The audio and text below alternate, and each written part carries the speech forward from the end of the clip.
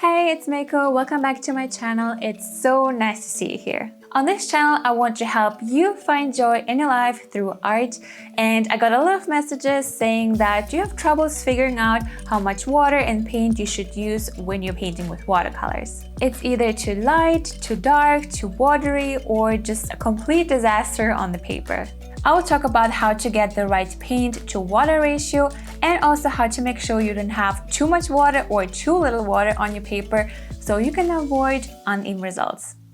Okay, so let's talk about the paint to water ratio when it comes to mixing or preparing the paint. So you have two options. You can either use a lot of water and just a little bit of paint to make the color very light, or you can use a little bit of water and a lot more paint to keep the color as saturated and dark as possible. To learn about the full potential of your color, you can create a value scale, meaning a scale on how dark and how light the color can get, aka the value.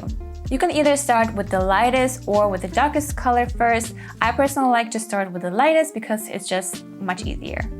So what you want to do is you want to create a little pool of water in your mixing palette, but make sure you don't add too much water or otherwise it will be too difficult to get the color very saturated later. Then dip your wet brush lightly into your paint to get a little bit of pigment onto your brush and then add it to your pool of water. If you use as little paint as possible, you should get a very light value.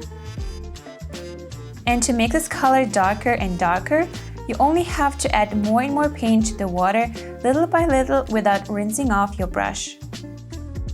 Repeat these steps until you created the darkest value possible or you ran out of water. The last value on the chart should be as saturated as possible. You can do this with every color you have just to see the possibilities that you have with just one color. Here, for example, I did the same, but I layered the paint one layer at a time to create depth.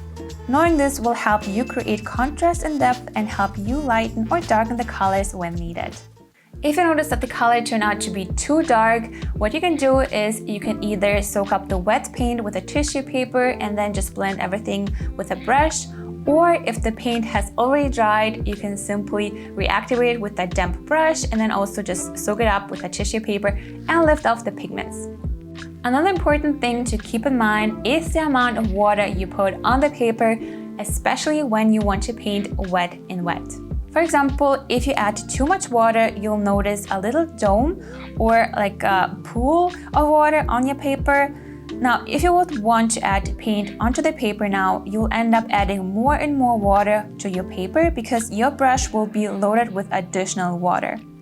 And this can end up with your painting look uneven when dry, or you might get hard edges around your painting. The hard edges usually happen when you add too much water because the pigments are just being pushed to the sides and then they dry there. So if you see any pools of water or areas that are darker in your painting, don't forget to soak up some of the paint with a clean damp brush or a paper towel so the amount of paint and water is evenly applied. If you use too little water, you'll notice that the paint just sits on the paper and it's harder for you to blend the colors nicely.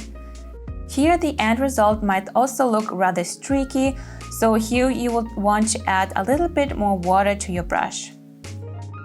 Now you might ask yourself, so how much water do I need to the paper so I don't have pools nor do I have any streaky results? For the right amount of water on your paper, you want to add as much water until you see a light shimmer or gloss of water.